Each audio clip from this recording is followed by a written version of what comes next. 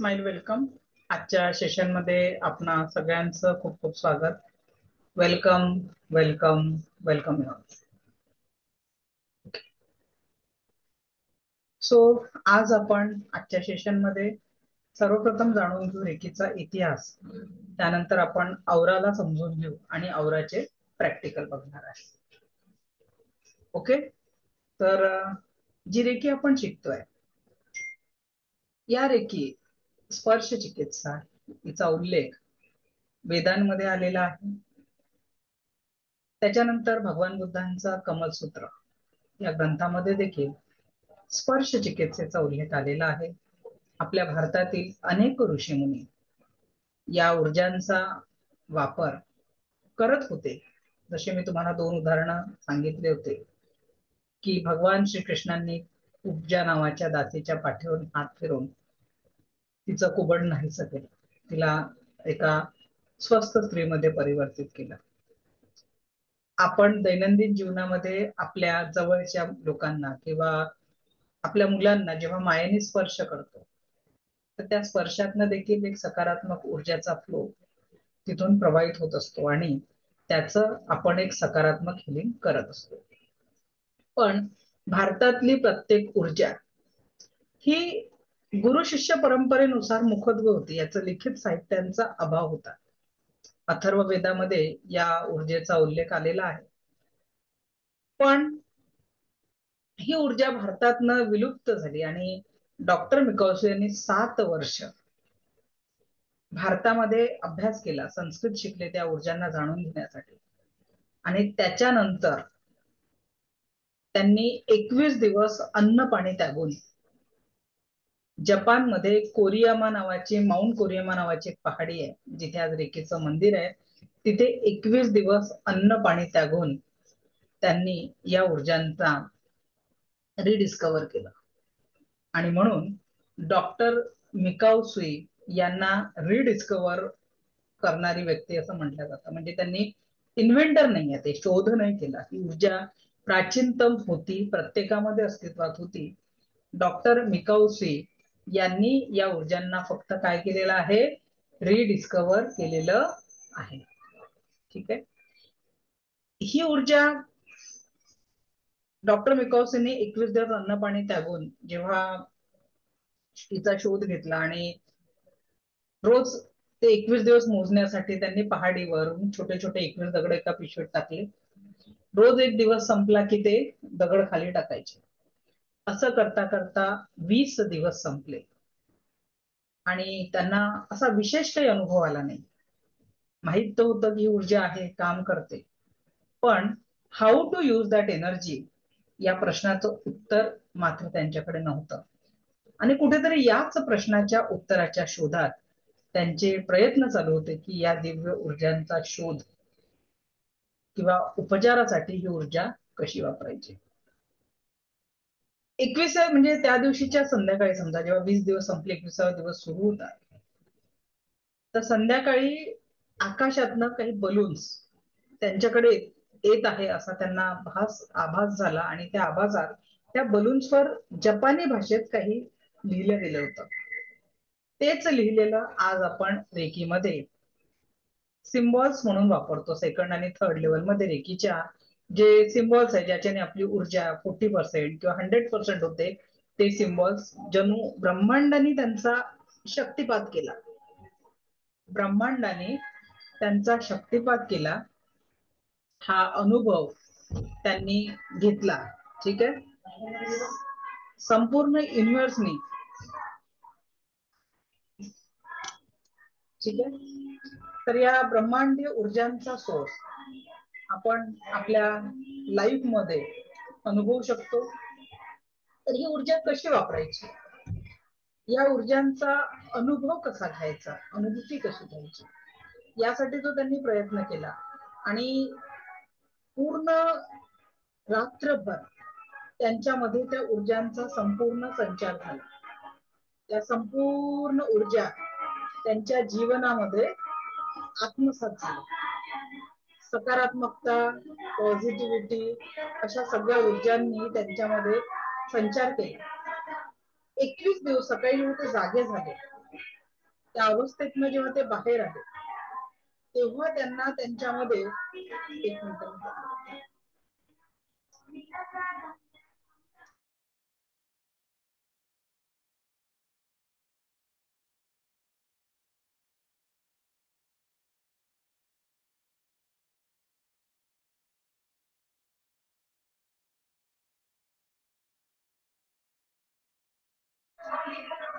लाडक्या बहिणींसाठी गाडी आहे.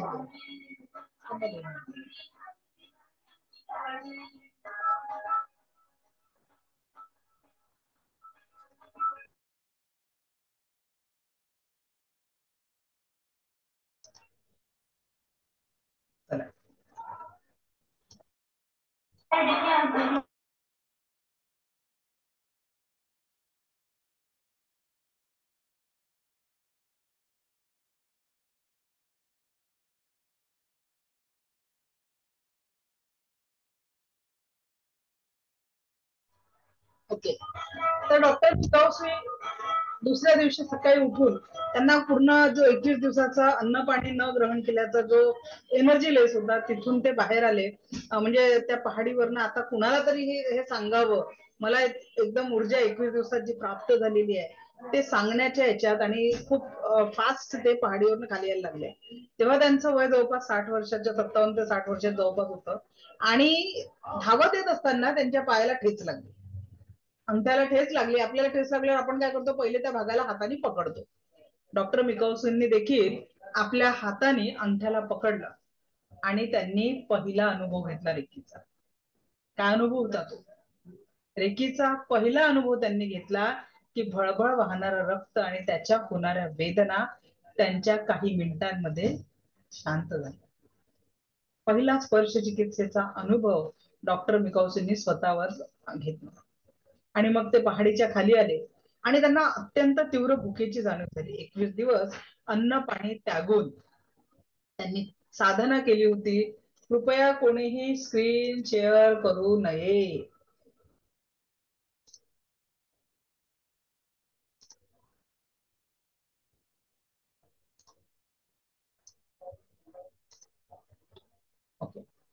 तर अन्न पाणी त्यागून त्यांनी म्हणजे साधं भूक लागली होती त्यांना, तर त्यांनी तिथे खाली उतरले का हॉटेल मालकाला सांगितलं की मी 21 दिवसापासून उपाशी आहे.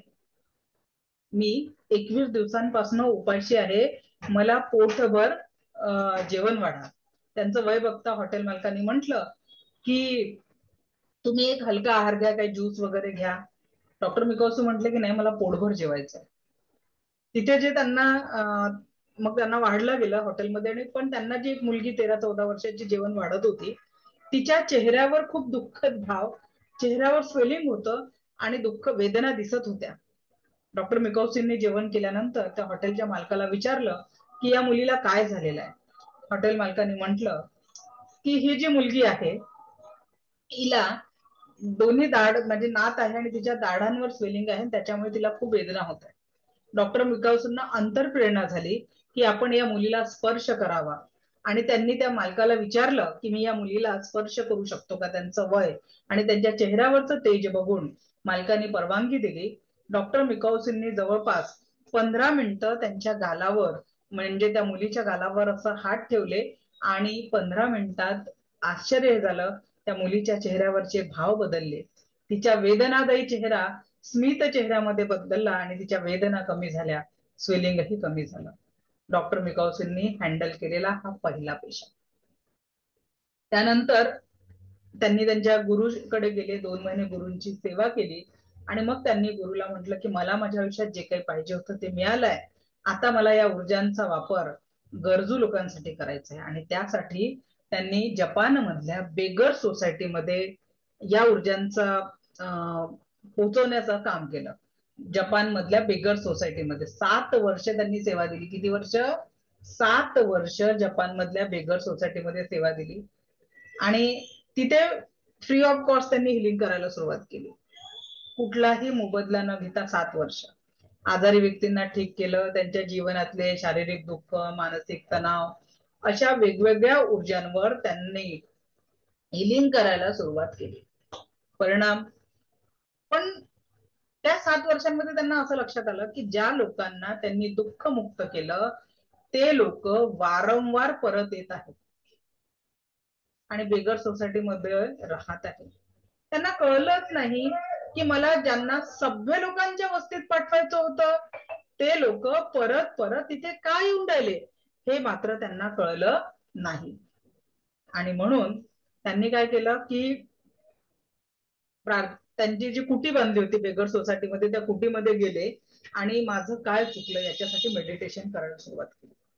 त्याचा शोध घेण्यासाठी तिथे त्यांना तिथून त्यांना 2 दृष्टांत असे झाले. तुला इथे कोणी बोलवलं होतं का? उत्तर काय होतं? नाही. डॉक्टर मिकावसींना कोणीही तिथे बोलवलेलं नव्हतं. त्याच्या बदल्यात तुम्ही काही मोबदला घेतला का? उत्तर परत होतं नाही.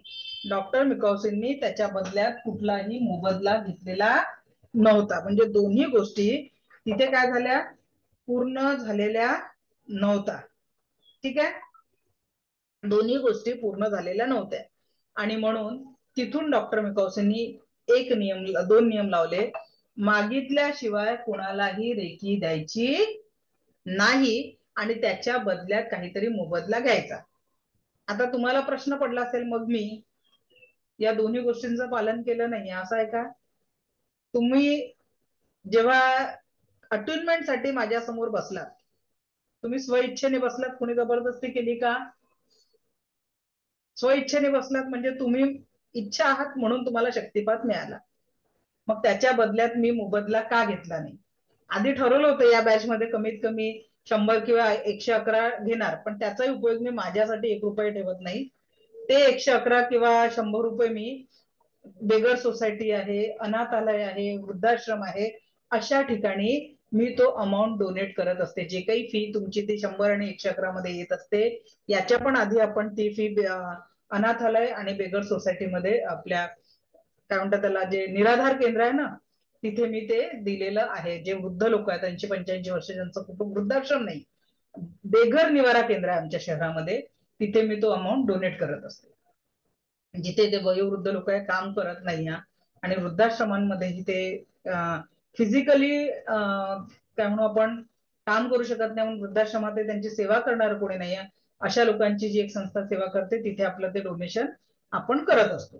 तर त्या पद्धतीने दोन्ही गोष्टी मी फुलफिल इथे केल्या की मला जे ब्रह्मांडाकडनं रेखीचं मिळालं ते तुमची जी फी न घेता मी ते युनिव्हर्सला माझ्याकडनं देण्याचा प्रयत्न करते जे ब्रह्मांडाने मला इथपर्यंत पोहोचवलेलं आहे. ठीक आहे. आता आपण या दिव्य ऊर्जांसाठी डॉक्टर मिकावसींनी मग काय केलं त्या बेगर सोसायटीतनं निघाले आणि जपान मधल्या सभ्य लोकांच्या वस्तीमध्ये क्लिनिक टाकले. डॉक्टर मिकावसींनी काय केलं जपान मधल्या सभ्य लोकांच्या तिथे त्यांनी एक युनिट सुरू केलं, एक क्लिनिक चालू केलं आणि बिना औषध उपचार सायंटिफिक दृष्ट्या प्रगत राष्ट्र बिना औषध उपचार याच्यावर विश्वास ठेवणार होता का? पण एखाद्याचं दुखणं एवढं असतं की जाऊ दे कुठंतरी बरं वाटेल. आपल्यापैकी बरेच लोक रेकी शिकायला त्याच्यासाठी आले आहेत की चला काहीतरी इथे मार्ग भेटेल व आपल्या दुखण्यांवर. असाच एक पेशंट त्यांच्याकडे गेला ज्याचं बरेच औषधोपचार केल्यानंतरही बरं वाटत नव्हतं आणि म्हणून त्यांनी जो उपचार त्यांच्याकडे त्या व्यक्तीवर जो औषधोपचार झाला तो पूर्णपणे तिथे बरा झाला. तो जो व्यक्ती आहे पूर्णपणे बरा झाला आणि त्यांनी प्रचिती केली. तो काळ होता द्वितीय महायुद्धाचा. द्वितीय महायुद्धाच्या वेळेस शिरोजी हयाशी हे तिथले जपानचे एअर चीफ मार्शल होते. शिरोजी हयाशी कोण होते? जपानचे एअर चीफ मार्शल होते.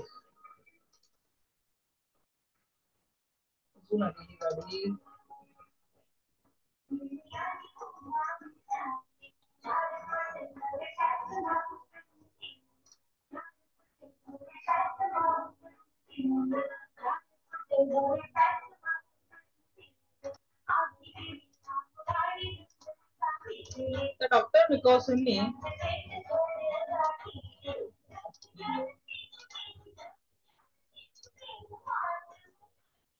तर डॉक्टर मिकावसींनी ही जी ऊर्जा आहे ही ऊर्जा त्यानंतर क्लिनिक मधनं चिरोजी हवाशी यांनी रेकीचं जपानमध्ये खूप मोठं क्लिनिक टाकले. यांच्याकडनं दीक्षा घेऊन रेकीची सगळं पूर्णपणे शिकून रेकीचं मुक्त रिसर्च सेंटर चिरोजी हवाशींनी केलं. या दोघांनी म्हणजे यांनी रिसर्च केली, यांनी तिथे प्रचार केला, पण या दोघांपेक्षाही महत्वाचं कार्य जे आज आपल्या समोर रेकी आलेली आहे त्याचं श्रेय जातं हवाई ठकाटा यांना.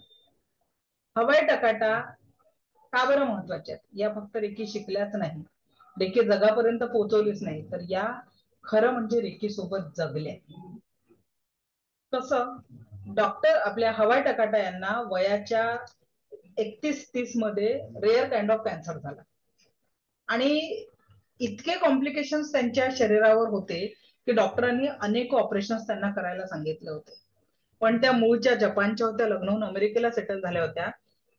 जपानमध्ये असं कुठलं तरी रिसर्च सेंटर आहे, क्लिनिक आहे जिथे बिना औषध उपचार होतो आणि त्यांचा त्या ऊर्जांवर ट्रस्ट होता म्हणून त्या अमेरिकेतनं जपानला आल्या. संपूर्ण उपचार त्यांच्यावर केला गेला. डॉक्टर चिरोजी हयाशींच्या माध्यमात संपूर्ण उपचार हवाई टकाटांवर केला गेला आणि ज्या व्यक्तीला आजही कॅन्सर या नावाने आपल्याला भीती वाटते, 30-31 वर्षात कॅन्सर झालेली महिला 82 वर्ष जगल्या.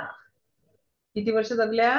82 वर्ष जगल्या आणि जगाला त्यांनी 22 रेकी ग्रँड मास्टर दिले म्हणून त्यांचं महत्वाचं. आज जर गुरु शिष्य परंपरेमध्ये जर हवाई म्हणजे डॉक्टर मिकाऊसिन पासून जर आपण ऊर्जांचा स्रोत बघितला तर माझ्या ज्या गुरु आहे संगीता पद्मकुमार मॅडम, त्यांचा 9वा क्रमांक लागतो आणि माझा 10वा क्रमांक लागतो गुरु शिष्य परंपरेमध्ये ज्यांच्याकडनं मी रेकी ग्रँड मास्टर केलेलं आहे. तर ही ऊर्जा याच पद्धतीने प्रत्येकाच्या जीवनामध्ये सुख, समाधान, आरोग्य, ऐश्वर आणि दीर्घायुष्य निर्माण करण्यासाठी प्रत्येकाच्या लाईफ मध्ये पॉझिटिव्ह, आणि जेवढे लोक माझ्याकडनं शक्तिपात घेतात त्यांचा क्रमांक 11वा लागतो. 11 हा खूप शुभ अंक आहे आणि एंजल नंबर सुद्धा आहे 11. तर त्याच्यामुळे you are all the luckiest person. या ऊर्जा स्रोताशी जोडण्यासाठी तुमचा क्रमांक हा 11वा लागतो. आजही रेकी असोसिएशनचं मुख्य केंद्र जपान नसून अमेरिका आहे. अमेरिकेला पावला हेरन ह्या एक पॉवरफुल स्रोत आजही अस्तित्वात आहे आणि हवाई टकाट्यांचं एक ब्लड रिलेशनचा स्रोत देखील तिथे उपलब्ध आहे अमेरिकेला. हा झाला आपला रेकीचा एक इतिहास. आता रेकी कौन्सिल ऑफ इंडिया एक अशी संस्था आहे भारतामध्ये जी रेकीला शासकीय लेवलवर, जसं विदेशांमध्ये रेकीला स्थान आहे तसं भारतातही या रेकीला स्थान मिळावं यासाठी कार्यरत आहे. भारतामध्ये देखील रेकीला स्थान मिळावं यासाठी कार्यरत आहे. या रेकी कौन्सिल ऑफ इंडियाची चेअरमॅन दिल्लीचे आहेत आणि मी व्हाईस चेअरमॅन महाराष्ट्राची. ठीक आहे. आणि याचेच जे सेक्रेटरी आणि जनरल सेक्रेटरी जे आहेत ते माझेच 2 स्टुडंट आहेत. तुम्ही माझ्याच सारखे त्यांचे ऍड बघत असाल, ज्योती पवार मॅडम, त्या सुद्धा माझ्याच यानुसार त्यांना म्हटलं देने से बहुत कुछ होता है. त्यांचे पण या पद्धतीने फ्री रेकी लेवल 1 चे क्लासेस असतात. त्या माझ्या स्टुडंट आहेत ज्योती पवार मॅडम. दुसऱ्या एक सक्सेसफुल स्टुडंट आहे, असे भरपूर स्टुडंट आहे पण जे खरोखर त्या पद्धतीने प्रयत्न करतात. सुवर्णा सुर्वे मॅडम आहे, धनंजय म्हात्रे सर आहेत, ज्यांनी 4 स्टेजचा कॅन्सर हील करण्यासाठी काम केलं. ते धनंजय म्हात्रे सर जे रेकी ग्रँड मास्टर पण आहेत. त्याच्यानंतर आपल्याकडे रेणुका गारकर मॅडम आहे, ज्यांनी स्वतःच्या बहिणीचा 4 स्टेजचा कॅन्सर ठीक करण्यासाठी हिलिंग केलं. असे आजच्या याच्यात कलाम सरांसोबत काम केलेले सायंटिस्ट रवी शिंदे सर, ज्यांनी 7 वर्ष कलाम सरांसोबत काम केलं, आज ती व्यक्ती माझी स्टुडंट आहे.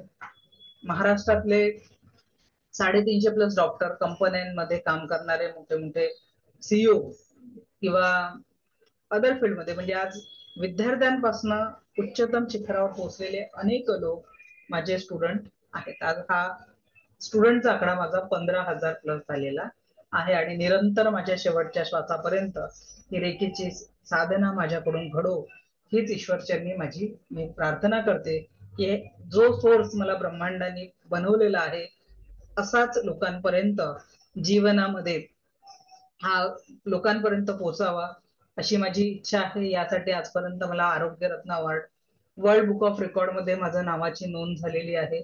Magic book of record, Mahatma Gandhi global peace award, नारी सन्मान award, Kalinga Bharat award, reiki रत्न अवॉर्ड, असे खूप सारे अवॉर्ड भेटलेले. पण त्या अवॉर्ड पेक्षा सगळ्यात महत्वाचं आहे तुमच्यासारख्या एखाद्या विद्यार्थ्याच्या चेहऱ्यावर रेकीची प्रॅक्टिस करून जे स्माइल येतं ना, ते माझ्यासाठी बिगेस्ट गिफ्ट आहे. कारण या क्षेत्रातनं मिळणारा पैसा हा तो माझ्या अपेक्षेच्या पलीकडचा आहे. मी पैशासाठी कधीच रेकी शिकलेली नव्हती. मी माझ्या आयुष्यात, जसं आज तुम्ही माझ्या समोर कुठेतरी तुमच्या आयुष्यातल्या एखाद्या प्रॉब्लेमसाठी स्ट्रगल करण्यासाठी आलात, अगदी त्याच पद्धतीने मी माझ्या आयुष्यातल्या प्रॉब्लेम्ससाठी त्याच्यातनं बाहेर पडण्यासाठी रेकी शिकली होती. पण गेल्या 15-20 वर्षाच्या प्रॅक्टिसमध्ये या हिलिंगच्या क्षेत्रामध्ये काम करताना एवढंच माहितीये की रेकी अशी ऊर्जा आहे की जिला आपण मागता मागता थकू, रेकी आपल्याला देता देता थकणार नाही. ही इतकी पॉवरफुल सकारात्मक ऊर्जा आहे, ज्यात तुम्ही फक्त तुमचा ट्रस्ट आणि दैनंदिन लेवलवर प्रॅक्टिस केली तर तुमच्या जीवनामध्ये संपूर्ण सकारात्मकता आणि पॉझिटिव्हिटी ऊर्जा तुम्ही तुमच्या लाईफ मध्ये एक्सपिरियन्स करू शकता. एक पॉझिटिव्हिटी तुम्ही तुमच्या लाईफ मध्ये निर्माण करू शकता. ओके, चला तर आजचा टॉपिक औरा काय आहे आणि औराचं प्रॅक्टिस कशी करायची ते आपण आता बघणार आहे. बघा, दैनंदिन लेवलवर काय प्रॅक्टिस करायची हा आपला लास्ट डेचा टॉपिक राहणार आहे, कारण अजून आपलं सिलेबसच कम्प्लीट झाला नाहीये. ठीक आहे, तर त्याच्यामुळे सध्या आपण प्रॅक्टिस कशी करायची या प्रश्नाचं उत्तर जरी मी दिलं तरी सुद्धा त्याचं नॉलेज आपल्याकडे पूर्ण आलेलं नाहीये. त्याच्यामुळे आधी आपण संपूर्ण औरा शिकून घेऊ. औरा काय आहे, कशा पद्धतीने तो आपल्या लाईफ मध्ये काम करतो हे सगळं आपण बघू, आणि त्याच्यानंतर आपण या ऊर्जांचा अनुभव आपल्या लाईफ मध्ये कसा घ्यायचा. भरपूर बाकी आहे. उद्या फक्त महालक्ष्म्यांनिमित्त सुट्टी राहणाऱ्या बाकीच्या बॅचेसला पण आपण सुट्टी दिलेली आहे. परवा आपला क्लास नियमित वेळेवर होईल, गुरुवार शुक्रवार आणि शनिवारी मात्र आपला क्लास 2 ते 5 या वेळात होणार आहे. तुमच्या शेवटच्या प्रश्नाचं उत्तर देईपर्यंत हा क्लास होणार आहे, याची सगळ्यांनी नोंद घ्यायची आहे. ठीक आहे, कारण लास्ट डेचं सेशन आपलं सिलेबस प्लस बाकीचं.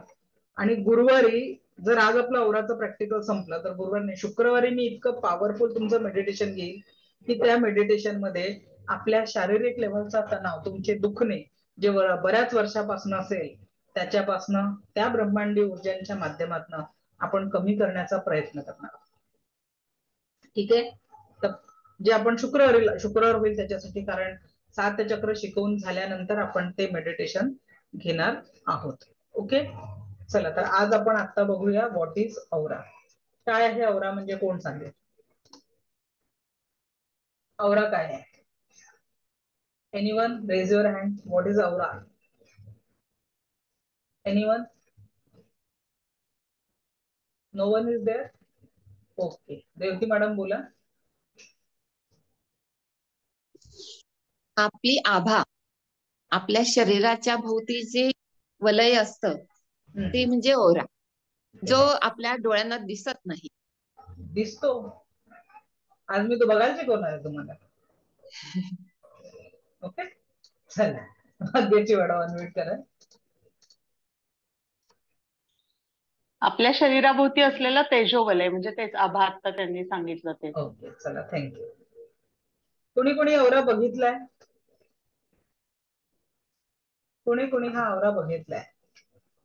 बघितलाय का मॅडम? भाग्यश्री मॅडम? नाही.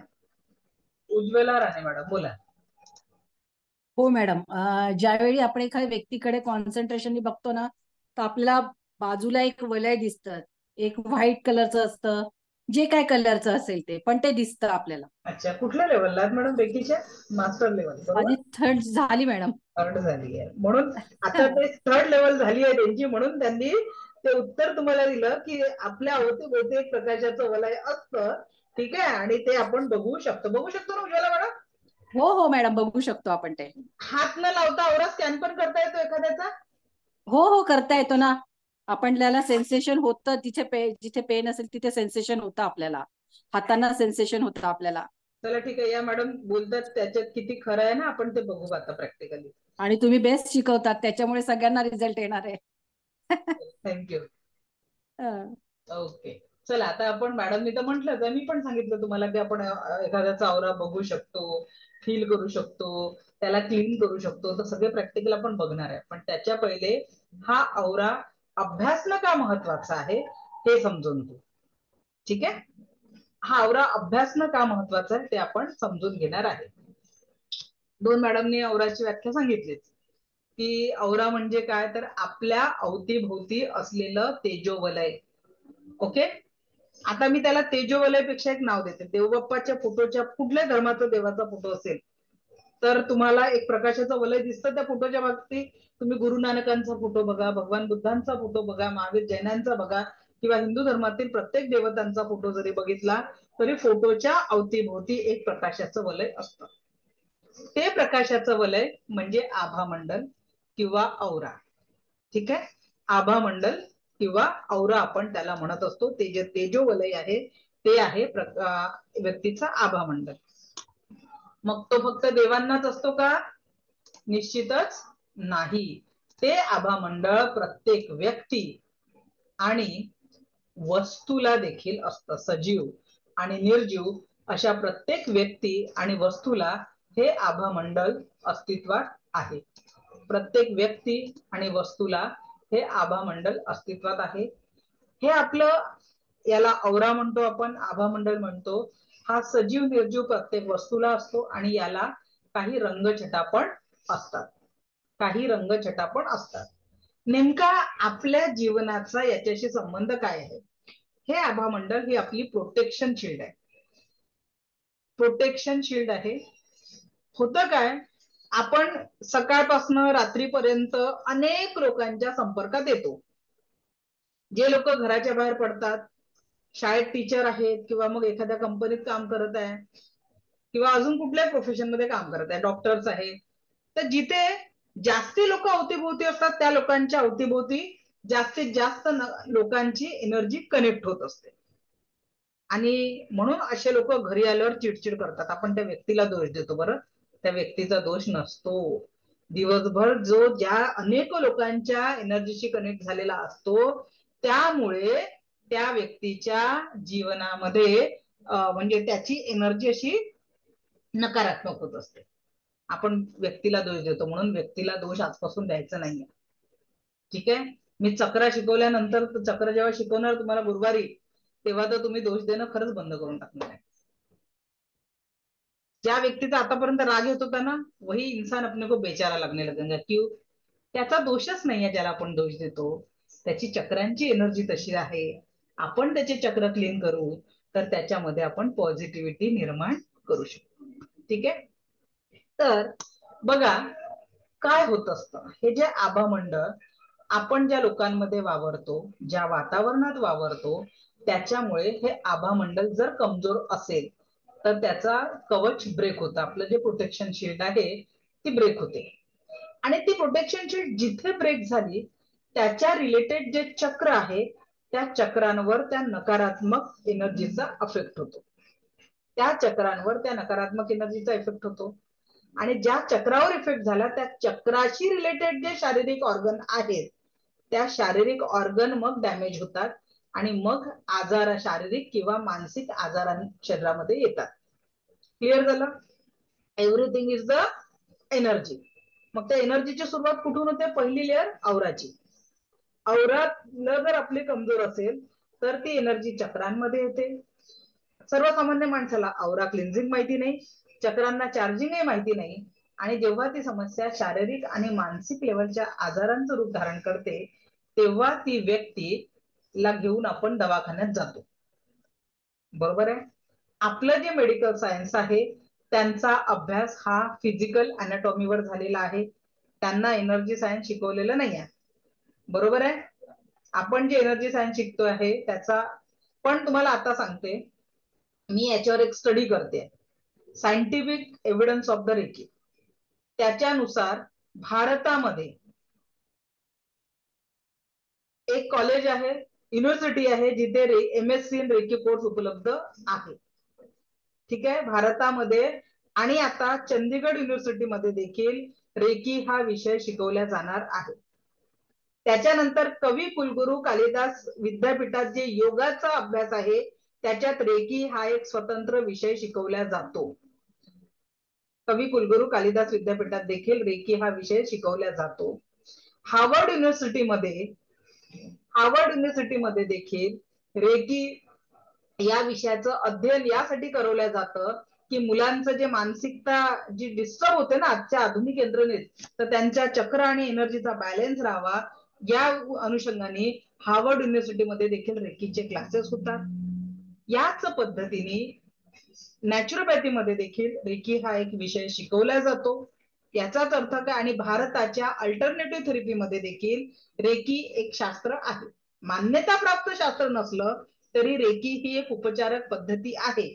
त्याच्यामुळे रेकीचा अंधश्रद्धेशी कुठेही काहीही संबंध नाही. रेकी ही एक सायंटिफिक एनर्जी आहे आणि म्हणून ती जगामध्ये हॉस्पिटलमध्ये वापरली जाते. हॉस्पिटलमध्ये रेकी हिलरची नियुक्ती केलेली आहे.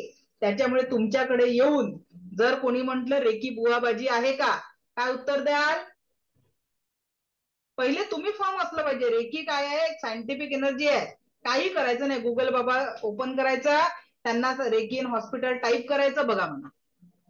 फॉरेन मध्ये हॉस्पिटलमध्ये ही ऊर्जा वापरली जाते. मग हे काय बुवाबाजी करतात आहे का? एवढं तर आपण क्लिअर करू शकतो. नाही जास्त नॉलेज, एवढं तर समोरच्याला सांगू शकतो रेकी अंधश्रद्धा आहे, जादूटोणा आहे असं म्हणणाऱ्या लोकांना आपण एवढं तर उत्तर देऊ शकतो, बरोबर की नाही? जर ही अंधश्रद्धा असती तर कवी कुलगुरू कालिदास विद्यापीठात रेकी योगशास्त्रामध्ये शिकवल्या गेली असती का? रेकी हार्वर्ड युनिव्हर्सिटीमध्ये शिकवल्या गेली असती का? रेकी मध्ये जगामध्ये पीएचडी उपलब्ध झाल्या असत्या का? बरोबर आहे. तर पहिले आपल्या अंतर्मनाला हा मुद्दा, माझा तर रेकी जीव की प्राण आहे. हे फ्री सेशन घेण्यामागचंही तेच उद्देश आहे. काय की रेकी जगामध्ये घराघरामध्ये पोचावी. जगात नाही पोचू शकत पण माझ्या महाराष्ट्रातल्या प्रत्येक व्यक्तीपर्यंत ही ऊर्जा पोचवायची आहे मला. की एका घरात एक हिलर जरी निर्माण झाला तर एक कुटुंब, मला सांगा, साधं कॅल्क्युलेशन करा, व्हाय आपण रेकीवर फोकस केला पाहिजे. इथे कोणी डायबेटिक पेशंट किंवा बीपी पेशंट आहे का क्लासमध्ये? इथे सध्या प्रेझेंट त्यांनी हँडल करा. उदय गुरव सर, किती दिवसापासून डायबेटिक आहे सर तुम्हाला? 8 वर्ष झाले डायबिटीज आहे आणि 20 वर्ष झालं मला बीपी आहे. ओके सर, साधारणतः तुम्ही किती गोळ्या खाता दिवसभरात? आता माझ्या गोळ्या वाढतच चालल्यात. आता या आधी सकाळी होती, आता सकाळ संध्याकाळ झाल्यात माझ्या गोळ्या. किती गोळ्या खाता रोज?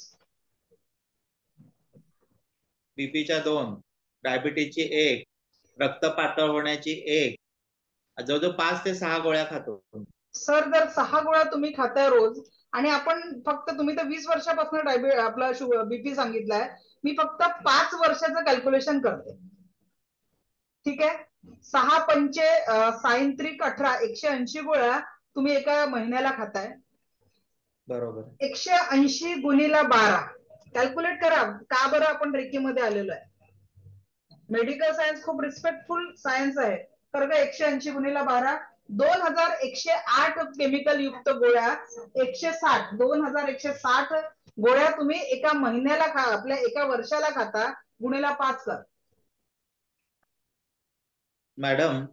10,800 गोळ्या सर आतापर्यंत फक्त 5 वर्षात तुम्ही, आपण 20 वर्षाचा हिशोब नाही केला, आता प्रत्येकाने एवढा तुम्ही हिशोब करा. अशाच गोळ्या जर आपण पुढे पुढे खात गेलो, होतं काय आहे मॅडम? हा बोला सर. एका डोळ्याची दृष्टी गेली.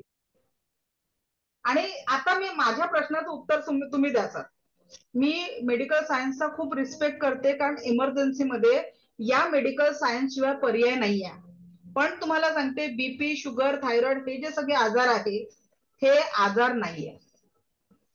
असं जर मी म्हंटल तर, बीपी, शुगर, थायरॉइड हे आजार नाहीये असं मी म्हंटल तर, these are the lifestyle disorder. आणि एवढ्या गोळ्या खाऊनही जर तुमचं गोळ्या दिवसेंदिवस वाढून राहिलाय, याचा अर्थ काय आहे की या गोळ्यांमध्ये फक्त ते तात्पुरतं कंट्रोल करण्याची ताकद आहे. हळूहळू गोळ्यांचं पॉवर वाढतं आणि त्याच्यानंतर व्यक्ती इन्सुलिनवर जातो. गोळ्या कशासाठी घेतात? तो आजार तुम्हाला परत व्हायला नाही पाहिजे. रोजच जर जेवणासारख्या गोळ्या खायचा आहे याचा अर्थ ते मेडिसिन त्या आजारावर काम करत नाही. जोपर्यंत तुम्ही तुमच्या लाईफस्टाईलवर गोळ्या घ्यायचा सपोर्ट सिस्टीम आहे ती. मला सांगा, तुमचा एक पाय फ्रॅक्चर झाला आणि म्हणून तुम्ही आयुष्यभर कुबड्यांनी चालाल असं आहे का? सांगा उदय सर. नाही. पाय फ्रॅक्चर झाला म्हणून आयुष्यभर कुबड्या लागतील का? तुम्ही तेव्हा काय करता? पायाला डॉक्टरांनी सांगितल्याप्रमाणे प्लास्टर बांधता, 1-2 महिन्याचा रेस्ट घेता आणि परत कुबड्यांविना चालायला लागता. होतं असं? हो बरोबर. मग शुगर बीपी झाल्यावर या कुबड्या आपण का परमनंट घेतल्या?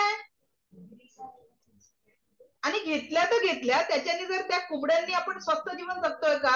हळूहळू आपण अजून लगडत चालायला लागलोय, वेगवेगळ्या ऑर्गनवर इफेक्ट व्हायला लागलेला आहे. बरोबर. थोडा विचार करा सगळ्यांनी. मी उदय सरांची जरी बोलत आहे तरी प्रत्येकाने या गोष्टींचा विचार करा.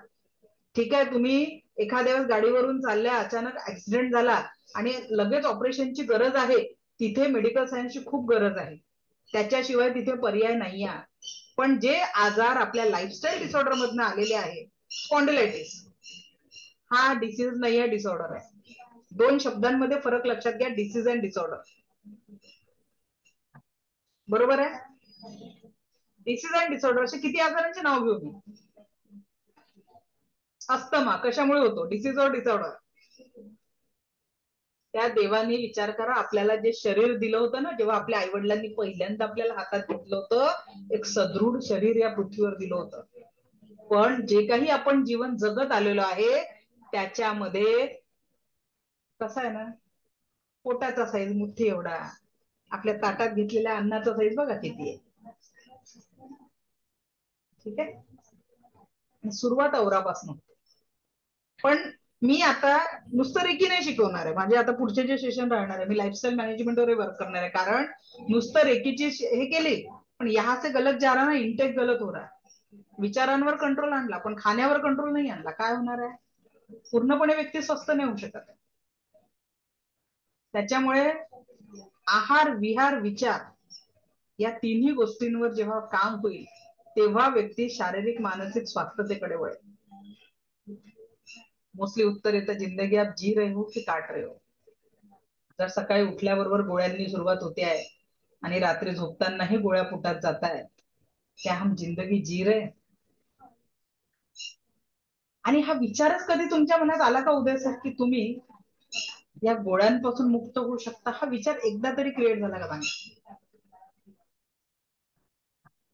नाही सांगा म्हणजे उदय. अशक्य वाटतंय मला, म्हणजे वाटत होतं आतापर्यंत. थोडंफार ऐकून आहे रिव्हर्सेबल होतं, पण ते आपल्या बाबतीत ते कसं शक्य होईल? कारण तो विचारच प्रेरित झाला नाही. आज कुठेतरी बघा, मी वारंवार सांगते, प्रत्येक गोष्ट या जगामध्ये दोनदा क्रिएट होते. हा मोबाईल कधीतरी, आज जर आपण आपल्या आई वडील जेव्हा लहान होते त्यांनी विचार केला असेल का असं एक यंत्र येणार की ज्याच्यामध्ये अख्खी दुनिया समावून जाईल? पण आज शक्य आहे ना. ठीक आहे, उद्या जर उडणारी कार, आपल्याला जसं विमान आकाशात उडतंय, हे आपल्या 5 पिढ्यांच्या आधी माहिती होतं का की आकाशात अशी उडणारी वस्तू तयार होऊ शकते जी हजारो लोकांना सोबत घेऊन उडू शकते? नाही. पण तो कुणाच्या तरी डोक्यात विचार आला, त्याच्यावर प्रयोग झाले, निर्मिती झाली आणि विमानाची निर्मिती झाली. एवढंच काय, माझ्या मैत्रिणीला एखादी छान रेसिपी तयार करायची असते, ती सुद्धा पहिले तिच्या डोक्यात तयार होते आणि मग ते इंडिग्रेंट जमा करून प्रत्यक्षात येते. हा पेन देखील कुणाच्या माइंड मध्ये तयार झाला, मग त्याची प्रत्यक्षात निर्मिती झाली. बरोबर की नाही सर? आज संकल्प करा की माझा डायबिटीज, माझा बीपी रिव्हर्स होणार आहे. ऍटलिस्ट त्या 6 गोळ्यांवर ना, आपण 1-2 गोळ्यांवर आलो तरी आनंद आहे की नाही काही दिवसात? नक्कीच. पहिले क्रिएट तो करो, फिर वो 2 गोलियों को कम कैसे करना है. जिंदगी से गोलियों म्हणजे मनात विचार की नाही बा, या गोळ्यांपासून मी मुक्त होऊ शकतो. लोकांना वाटतं की आता माझ्या सोबतच या गोळ्या जाणार आहे. हा विचार आपण डोक्यात केलेला आहे. पहिले उस भाव से हमें उभरना पडेगा. जोपर्यंत काय म्हणते, जसा भाव तसा देव. मग त्याला भाव कसा द्यायचा, सकारात्मकतेचा द्यायचा. Okay, wish you all the best sir, तुम्ही नक्की करू शकाल. पण कसं आहे, या क्लासला जे लोक बुवाचं कीर्तन समजतात, मस्त मान डोलून डोलून ऐकतात, त्यांच्या जीवनात बदल होत नाही. बदल कोणाच्या जीवनात होतात? मग मी ज्या गोष्टी तुम्हाला प्रॅक्टिकली करायला सांगेन त्या पद्धतीने फॉलो करायचं. आता माझं एक 2 तासाचं सेशन होणार आहे नेक्स्ट वीक वगैरे मध्ये, गणपती झाल्यानंतर. सगळे कारण गणपतीत बिझी आहे. या क्लासमध्ये जी संख्या कमी होते दिवसेंदिवस, ती गणपतीचा असर दिसत आहे. उद्या गौरी, आज गौरींचं आगमन झालं, त्याचा इफेक्ट दिसतोय या क्लासवर. तर गौरी गणपती झाल्यानंतर माझं एक मात्र 111 रुपयाला सेशन राहणार आहे, ज्याच्यात मी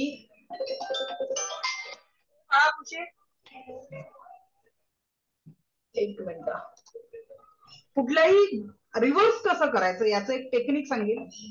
ते करण्यासाठी मेहनत मात्र तुम्हाला 1 वर्षभर करायची आहे. 20 वर्षाचा डायबिटीस घालवण्यासाठी 1 वर्ष तर स्वतःच्या आयुष्याला द्यावं लागेल. It's not a magic, we are working on the energy. बरोबर सर? तर प्रत्येकाने आपापलं कॅल्क्युलेशन करा. 2-4 वर्षापासून जर असा कुठला त्रास असेल शरीरामध्ये, कमीत कमी वर्षभर मेहनत करायची ताकद ठेवा, की आज जर तुम्ही सुरुवात केली तर भविष्यात तुम्हाला गोळ्या घ्यायची गरज नाही पडली पाहिजे. का बरं कुबड्या घेऊन जगायचंय? पहिले तो थॉट कुठे तयार करायचा आहे? यहाँ पे. Yes, everything is your mind. Mind, ठीक आहे, mind is everything. What we think you become. बरोबर आहे, जो विचार तुम्ही कराल तेच बनणार आहे. कारण जर आता सरांनी तर सिद्ध केलं, तुम्हाला उदाहरण द्यायचं, मी नेहमी उदाहरण देते, ही स्लाइड सांगू. पुढचं माझं एक्झाम्पल हे असतं की जर मेडिकल सायन्स मध्ये बीपी शुगर ठीक झाला असता तर गोळ्यानंतर इन्सुलिन आणि इन्सुलिन नंतर ऑर्गन डॅमेज झालं असतं का? म्हणजे मेडिकल सायन्सला मर्यादा आहे. आणि जिथे डॉक्टर म्हणतात अब इस पेशेंट को दवा की नहीं दुआ की जरूरत है, वहां से रेकी चालू. Reiki is that powerful source of energy. तुम्हाला एक गोष्ट सांगते, डॉक्टर आहेत गुजरातचे, आणि त्यांचा देवावर मुळीच विश्वास नव्हता. देवावर मुळीच विश्वास नव्हता. आणि त्यांच्या हॉस्पिटलमध्ये एक मुलगी आली, 6 वर्षाची छोटीशी मुलगी आली त्यांच्या हॉस्पिटलमध्ये. आणि त्या 6 वर्षाच्या मुलीने डॉक्टरांना प्रश्न केला. आई वडील खूप टेन्शन मध्ये होते, तिचे रिपोर्ट इतके हे होते की डॉक्टरांनी या मुलीच्या वाचण्याची शक्यता नव्हती दिली. ऑपरेशन मध्ये तिचं काही होईल असं सांगितलं. ती डॉक्टरांना विचारली की डॉक्टर, मी वाचून जाईल ना? मला विश्वास आहे. माझी आई म्हणते डॉक्टर भगवान होते हैं, तर भगवान कुछ भी कर सकते. मला विश्वास आहे की तुम्ही मला वाचवाल, मला काही होणार नाही. ते डॉक्टर जेव्हाही राऊंडवर आले, ती त्यांचं स्माइल करून स्वागत करायची आणि डॉक्टरांना म्हणायची, डॉक्टर मला विश्वास आहे तुम्ही मला वाचवाल, आप मुझे बचा लो. ऑपरेशनचा दिवस आला, सगळ्या टेस्ट झाल्या, त्या मुलीला ओपी मध्ये नेलं. आणि डॉक्टरांना जी भीती होती की आपण हिला वाचवू शकणार नाही, ती परिस्थिती निर्माण झाली. आणि त्या मुलीने त्यांना आधी एक वाक्य बोलली होती. वाक्य होतं कि मेरी माँ कहती है हर इंसान के दिल में भगवान का रूप होता है, पर मेरे हृदय में भी भगवान है, और भगवान मुझे ठीक करेंगे. त्यावेळेस जेव्हा त्यांना लक्षात येतं की मुलगी वाचू शकत नाही आहे, जे ऑपरेशन खूप क्रिटिकल झालेलं आता, तेव्हा ते डॉक्टर देवाला प्रार्थना करतो, अगर मेरे लिए नहीं, मैंने आज तक तुझे पुकारा नहीं है, मेरे लिए नहीं, इस बच्ची का जो विश्वास तुम पे है, अगर सच में तुम्हारा अस्तित्व है तो इस बच्ची को बचा लो. पूर्ण श्रद्धेने त्या डॉक्टरांनी आयुष्यात पहिल्यांदा प्रार्थना केली. हे सत्य घटना आहे बरं. आयुष्यात पहिल्यांदा प्रार्थना केली आणि त्या मुलीचं जे हार्ट थांबलं होतं त्यांनी परत मुवमेंट चालू केली. डॉक्टरांनी डोळ्याला आलेलं पाणी लगेच थोडस पुसलं आणि ऑपरेशन पुढचं सुरू केलं आणि ती मुलगी पूर्णपणे ते ऑपरेशन सक्सेसफुल झालं. त्या दिवसानंतर डॉक्टरांनी आपल्या हॉस्पिटलमध्ये देवाचा फोटो लावला. जब क्या बोलते हैं, इस पेशेंट को दवा की नहीं अब दुआ की जरूरत है, वहां से रेकी एनर्जी स्टार्ट होते, म्हणजे ब्रह्मांडी ऊर्जा स्टार्ट होते. तिला नाव जरी आपण रेकी दिलेलं असलं तरी ती एनर्जी आहे. सुख, समाधान, आरोग्य, ऐश्वर्य आणि दीर्घायुष्याची एनर्जी.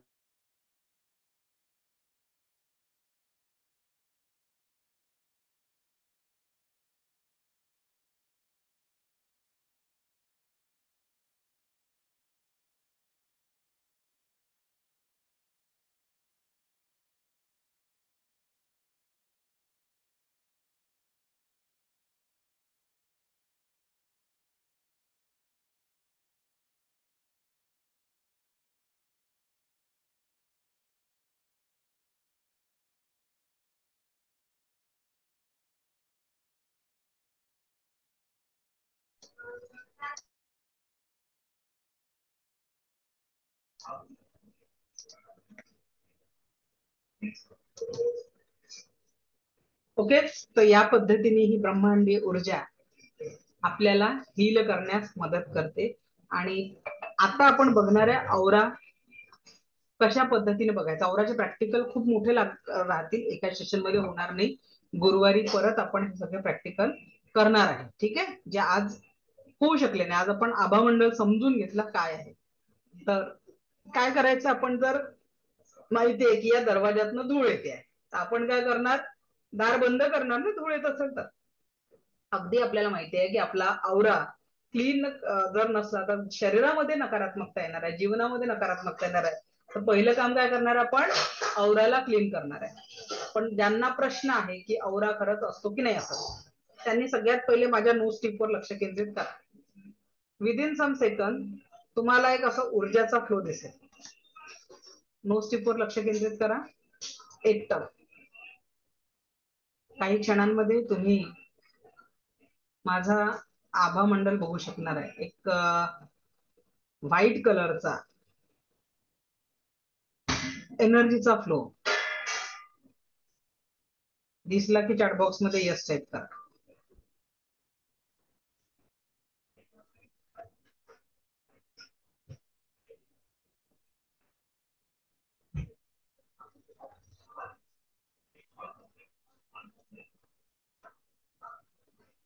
Very good.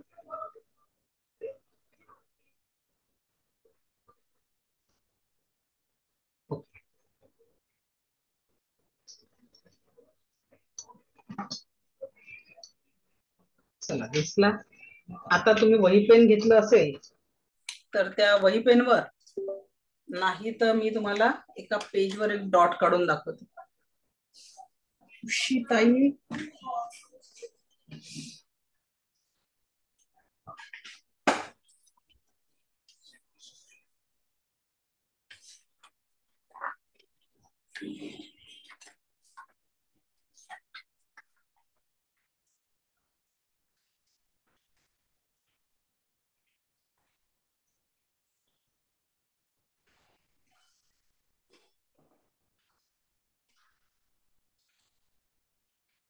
हा एक पेज आहे तुमच्या समोर.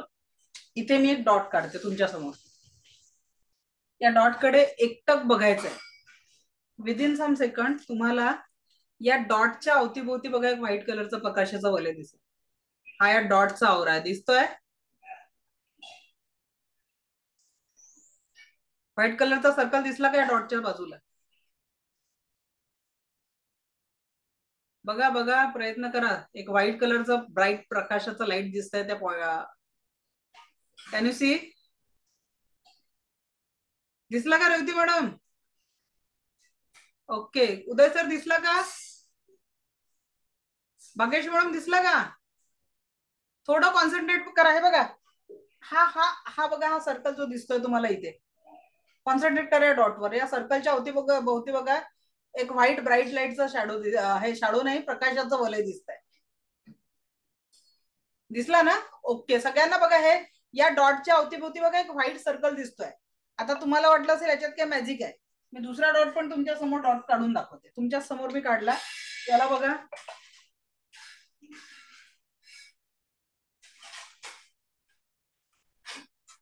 दिसत आहे दोन्ही डॉटला? ओके. हा झाला या पॉइंटचा dot. I am not talking about shadow. आपण औरा बद्दल बघतोय. आता हा पेन मी इथे ठेवते. या पेनाला पण तुम्ही कॉन्सन्ट्रेटली बघा. शॅडो वेगळा प्रकार आहे. पण या शॅडोच्या आणि याच्यामध्ये बघा एक प्रकाशाचं वलय दिसतंय बारीक, हा या पेनाचा औरा आहे. ठीक आहे, इकडे पण जर तुम्ही कॉन्सन्ट्रेट केलं प्रॉपर, थोडस बघा, हे बघा, ही प्रकाशाची लाईट इकडनं पण दिसेल तुम्हाला. असं तुम्ही तुमच्या हातातल्या पेनासोबत पण करू शकता. ही याची बघा, ही प्रकाशाची जी लाईन आहे, हा या पेनाचा औरा आहे. ठीक आहे, आता बघा, मी माझा हात ठेवला इथे,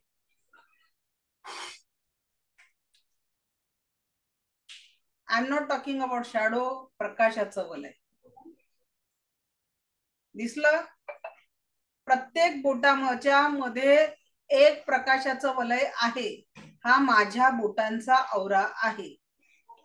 तर तुम्ही तुमच्या घरातील प्रत्येक व्यक्तीचा आणि वस्तूचा औरा या पद्धतीने बघू शकता. काय करायचंय, आपल्या घरच्या लोकांना प्लेन भिंतीच्या समोर बसवायचं. भिंत कशी असावी, प्लेन. आता हे माझ्याकडे मोरपीस लागले आहे, तर ते मी काढून टाकणार आहे. पहिल्यांदा ते मोरपीसमुळे तो औराचं थोडस, तर त्यांना प्लेन भिंतीच्या समोर बसवायचं आणि त्यांच्या नोज स्ट्रीपवर लक्ष, त्याला समोरच्या डोळे बंद करायला सांगायचे. का बरं डोळे बंद करायला सांगितले? तुम्ही जर त्यांचे डोळे उघडे असले की तुमचं कॉन्सन्ट्रेशन जाणार आणि ती व्यक्ती आणि तुम्ही आय लेवलवर, म्हणजे तुमची नोज, म्हणजे तुमच्या आय लेवलवर त्यांचं नोज स्ट्रीप असायला पाहिजे. एक तर उभं ठेवा त्यांना, पण उभं ठेवताना काहीतरी फ्लोअर टच ठेवा. फ्लोर म्हणजे फ्लोअरवर काहीतरी आसन, त्यांच्या पायामध्ये सॉक्स किंवा हे करा, म्हणजे त्यांची एनर्जी तुम्हाला पूर्ण जाणवेल. आणि अक्षरशः उभं असल्यावर बॅकग्राऊंडचा कलर कोणताही चालेल, फक्त प्लेन भिंत पाहिजे, डार्क नसावा. लाईट याच्यावर औरा खूप क्लिअर दिसतो, लाईट सरफेसवर औरा खूप क्लिअर दिसतो. आणि तुम्हाला माहिती आहे, औरा स्कॅनिंगचे भारतामध्ये 25,000 रुपये घेतले जातात, औरा स्कॅनिंग. आणि हा औरा दर 6 महिन्यांनी बदलत जातो. हा औरा दर 6 महिन्यांनी बदलतो. दर 6 महिन्यांनी आपल्या एनर्जीज चेंज होत असतात. का बरं? सायंटिफिक भाषेत दररोज करोडो सेल्स आपल्या शरीरावरच्या मरतात आणि नवीन सेल बनतात. दर 7 वर्षात पूर्ण एखाद्या व्यक्तीचं शरीर पूर्ण चेंज होतं. म्हणजे आज जे काही वय आपलं आहे, आपण काय होतं, 7 वर्षात अख्खा नवा माणूस तयार होतो. आपण कितना नये बन रहे. तर म्हणून रोज सकाळी जेव्हा आपण जाग होतो, तो ईश्वर आपल्याला नवीन ऊर्जांसोबत जन्माला घालत असतो. रोज आपण नवा जन्म. तो सोचते नहीं, हम क्या करते हैं, कल के टेंशन आज लेके आ जाते हैं, आज के टेंशन फिर से कल आने वाले कल में डाल देते. अरे बाबा, थोडस ते फेविकॉल जे चिटकवून ठेवलंय पास सोबत, थोडं ढिलं सोडा. ते फेविकॉल कसं हाताला चिटकल्यावर आपण त्याला तसंच राहू देतो का? चुकून फेविकॉल हातात चिटकलं तसं राहू देतो का? चिटकू दे म्हणून त्याची लेअर आपण काढून टाकतो ना. तशीच जीवनामध्ये असलेल्या नकारात्मकतेची, दुःखांची लेअर वेळच्या वेळी क्लीन करून टाकायची. रोज सकाळी काय म्हणायचं, थँक्यू सो मच गॉड की आजचा दिवस तू मला या सुंदर जगण्यासाठी दिलेला आहे, त्याच्यासाठी तुझे कोटी कोटी आभार. आणि माझ्यासोबत माझ्या प्रत्येक कुटुंबाच्या सदस्याला तू आज ही संधी दिली, त्याच्यासाठी तुझे अनेक आभार. आणि या 2 रिझनसाठी आजचा दिवस, कल हमें पता नहीं, आने वाला कल पता नहीं, कल का दिन गुजर गया, आज का दिन, आजचा दिवस परम सुख, समाधान, आरोग्य, ऐश्वर्य आणि दीर्घायुष्याच्या ऊर्जांनी मला जगायचं आहे. याच ऊर्जेनी प्रार्थना करायची आणि जीवनाप्रती अफर्मेशन द्यायचं. हे ईश्वर ऐसा ही हो, हे ईश्वर ऐसा ही हो, हे ईश्वर ऐसा ही हो. Thank you, thank you, thank you. धन्यवाद. मला ऐकून घेतलं यासाठी आपणा सगळ्यांचं कोटी कोटी आभार. उद्या आपल्या क्लासला सुट्टी आहे. परवा आपला क्लास नियमित वेळेवर होईल, गुरुवार, शुक्रवार. शनिवारी मात्र आपला क्लास दुपारी 2 ते 5 या वेळात होणार आहे, याची सगळ्यांनी नोंद घ्यायची आहे. मला ऐकून घेतलं यासाठी कोटी कोटी आभार. दिव्य रेखी शक्ती आपल्या जीवनात परमसुख, समाधान, आरोग्य, ऐश्वर्य आणि दीर्घायुष्य लाभो हीच ईश्वरचरणी प्रार्थना. Thank you, thank you, thank you. धन्यवाद.